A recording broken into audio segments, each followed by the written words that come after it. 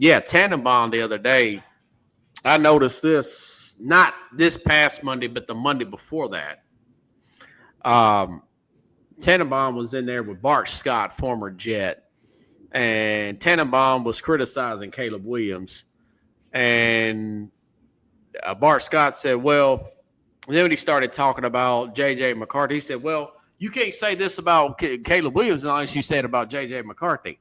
So he was trying to intimidate Tannenbaum and basically not criticizing a black quarterback. That's what he was really trying to do, you know? And it's just stuff like that between him, Ryan Clark, and that other guy used to play cornerback for the Ravens. They really love to play that race card and politics up and all that. And I don't know. I think a lot of that will come. It could potentially come to the end. Clay Travis don't think it will. I didn't like it. If I was Tannenbaum, I said, tell you what, man, I call balls and strikes on this show. I'm not going to be intimidated by you or anybody else. I mean, you got to stand up. That's why that J.J. Redick got his job, man.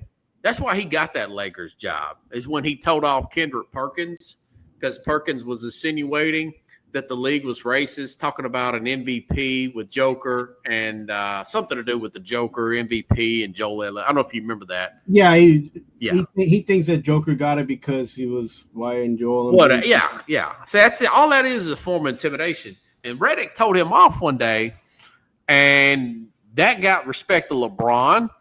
And then LeBron went behind the scenes, and before you know it, now he's the coach of the Lakers. You know, you got to stand up to that form of bullying and intimidate. That's the way I see it. You know, I just think the NFL is going to hear a lot of that, and they're going to circumvent back to, hey, listen, let's stop all that pushing political narratives, which they've quieted down, and stop all this racializing everything.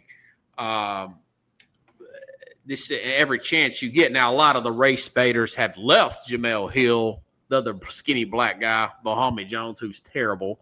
I think you're Ryan Clark's of the world. Everybody but Stephen A, because he carries a big audience. Yeah, I mean, you know what I'm saying? I don't know. Maybe we should move on after this, but I feel like in this deal, I just think the NFL owners are going to say, listen, we're tired of hearing all that. You turn off a lot of people with that stuff, and we got 10% equity in ESPN. We want that to come to stop and get ESPN back to just talking sports, not looking for that.